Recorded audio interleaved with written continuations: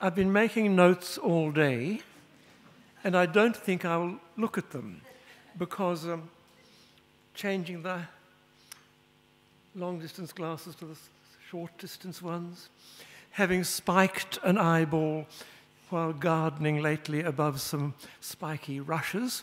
Ophthalmologists say gardening produces all their best customers. Beware, don't go into gardening when you're old and retired. Dangerous. I think I'll start in the 10 minutes I've got available by just going through the list of speakers. Where is that list? Gerard Vaughan is perhaps the world expert in the history of Australian collecting.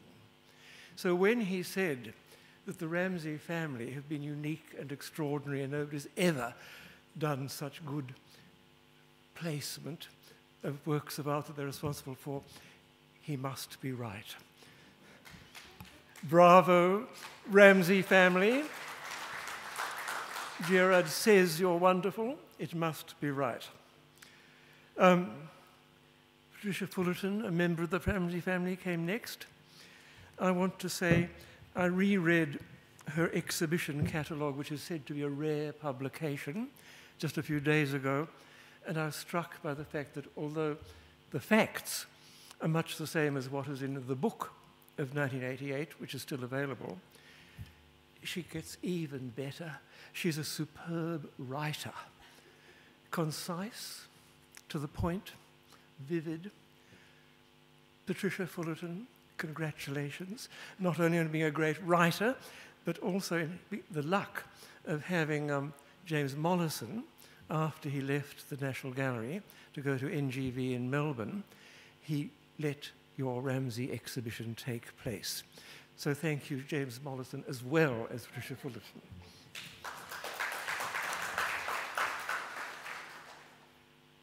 Next came Anna Gray. Oh, Janie Anderson wants us all to support the coming into existence of the Australian Institute for Art History. And I suppose the new Hugh Ramsay Professorship of Australian Art History is sort of relatable to that. A very interesting comment came to me in one of the coffee breaks from Mary Eagle, that it's immensely important for a reason that I did bring up in a comment. Mary had just heard of a conference in Chicago of art historians which said that there's a great crisis in art history worldwide, and the crisis is all the students are going for contemporary art, and the past is totally oppressed by what I call presentism. So protect the past, fight presentism. I think the present looks after itself, really. We've absolutely got to have an institute and a real active professorship of Australian art history for the past of Australian art. Go for it, everybody, lobby. So I think that's part of Janie's points, but otherwise, Janie is one of the great ornaments to the art history profession herself. She's interested in everything, not only art as art, but historiography, the history of art history, conservation. There's never been a professor quite like that here. And above all, is she lucky, or does she just go for what perhaps women go for? Love and beauty and sex and things like that. Her greatest book, which not enough of you have read, is on the most wonderful early Venetian Renaissance artist, Giorgione. So if you pick the best artists to become the world expert in, that's rather good. So a message to everybody who's going to be an art historian. It's all right to follow Joseph Burke, who would often say, we like them all, the bad ones as well as the good ones, but it's even better to like the absolute best artists and go for them, like Janie went for Giorgione. A party man, a sex man, a beauty man, things like that, sort of things that appeal to the Janies of this world. And some of the other ladies of art history that we've heard from today.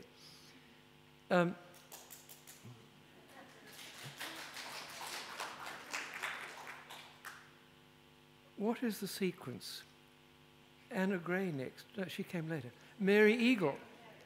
Mary, just what I've asked for a second ago.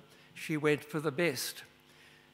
Who would want anybody better to be part of the legacy of Hugh Ramsay than the best artists of the late 20th century, Fred Williams and John Brack?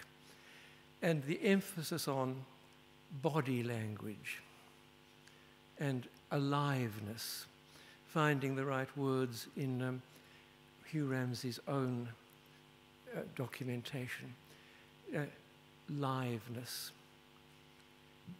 The hundreds of notes I took include several more quotes from Hugh Ramsay that have been found by Mary Eagle. But thank you, Mary, for being one of the prime great curators of Australian art history and makers of Australian art history. Next came...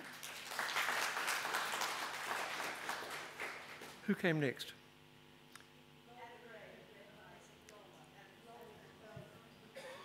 Anna Gray I'm going to compare with Angus Trumbull.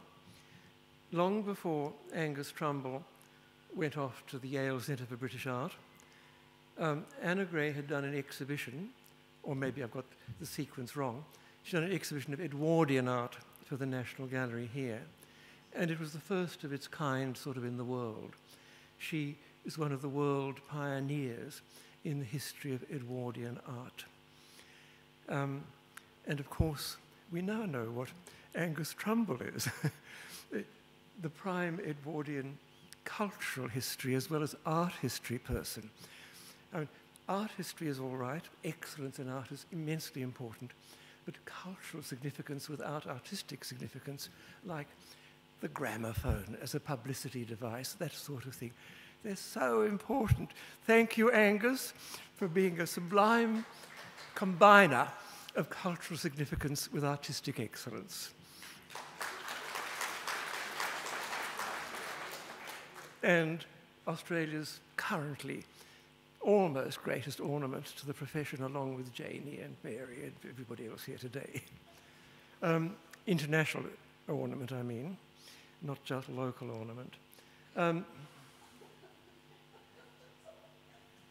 Who came next? Michael, maybe? Yes. Conservation. Only in the past couple of decades, which is only a flash for people like me, have conservators been making wonderful contributions to art history. Just to learn that the, what's it called? Not the condolence, not the consolation isn't just repainting on top of one canvas, it's shifting to a second canvas altogether. Amazing. And to have this sort of suggestion, it's a bit sexy to go for the Roman charity myth, and that his friends in Paris rather appreciated that, Paris being a more sexy place than London or Melbourne. And I think somebody emphasized that Ramsay did go for people rather a lot younger than himself, like Lieschen, who had to give him up and not marry him because of the consumption. I've now forgotten what Alex's great insights to me were. Oh, did she tell us that Max Meldrum was rather rude about him? I disapprove utterly of national stereotyping like Scottishness being very different from Englishness or Australianness, but there's a bit in it. And of course, Max Meldrum and Ramsay were both rival Scottish people. And to go off on that tangent a bit, when I patrolled the National Portrait Gallery a couple of days ago to check what was on display, I noticed a Max Meldrum looking very good indeed in the same room as the as the Hugh Ramsays. These are just accidents of how important the subjects might be, but the particular paintings by this particular artist, Meldrum almost beats Ramsay in that room. And to stay in the tangent of visiting that room across the road in the portrait gallery, there's a recently acquired Tom Roberts of Tom Roberts's father-in-law, Caleb Williamson. And the label beside the painting said, a man who died in about 1903 in Melbourne, but he'd lived in Kew for quite a while, and the locals, says the label on the wall, called him the White Man, because he used to go about in a white suit, which relates to the ordinariness, the conventions of white clothing in the 1890s and 1900s, which I might come back to once I finish going through the list.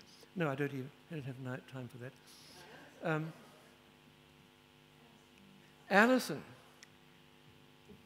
Fabulous to be reminded, which I'd totally forgotten, that Whistler really went for the lower classes to some extent, and had precise information about what had been on display or was famous in Ramsay's time that had been painted by Whistler back for 40 or 50 years earlier. The survival of reputation in particular works, very important. Maybe I will indulge in 1 minute on a couple of the themes I thought of before listening to everything today and before going round the... I've said quite a lot about Angus already, more than enough.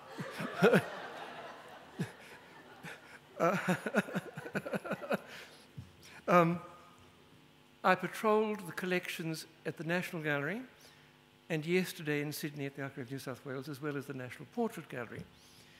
And in Sydney, the central painting by Lambert by Ramsay in a whole wall is The Lady in Blue. And only today it was nice to be reminded of the convention that you don't name the sitter, and to use a colour is an emphasis on aestheticism. And I half wondered, having been reminded of you don't name them unless they're a bit demi-monde, I wondered if that tradition was still alive in the 1940s, when Joshua Smith in Sydney painted his portrait of Joshua Smith, which I think, somebody can correct me, was catalogued in the exhibition that year of the Archibald Prize as simply Portrait of an Artist, without naming the subject as Joshua Smith. And a reminder on original titles. Those white girls, the sisters, which are probably captioned on the frame in Sydney yesterday, the sisters, they were originally exhibited as Two Girls in White. And I noticed next door to Lady in Blue, with Two Girls in White on the other side of Lady in Blue, was a painting by another artist altogether. And I thought, aha, there was a woman artist in Australia who was pretty marvellous, and nobody's talking about her much. And there she is looking gorgeous with a painting of an exceptionally beautiful Australian lady.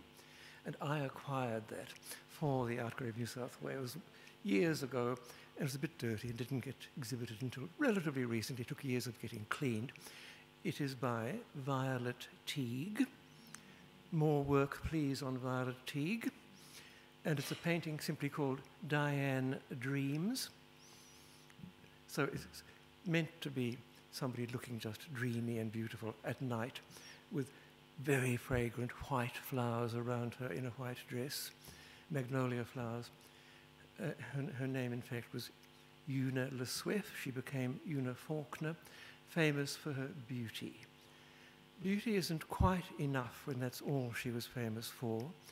And the contrast with Ramsay's Lady in Blue beside Diane Dreams is that probably the American lady Helen Keller, somebody Keller, Maud Keller, who married James MacDonald, she might not have seemed beautiful in actual life, but Ramsay seems to have made all his women seem beautiful, indeed look beautiful, because simply he gives them vivid life. So thank you, Patricia and the Ramsay family, for allowing your ancestor, Hugh, to become understood by us today and by all Australians a bit more in the future when the University of Melbourne publishes its books and puts on its exhibitions and everybody does what they should be doing in the noble profession of art history. Thank you, everybody.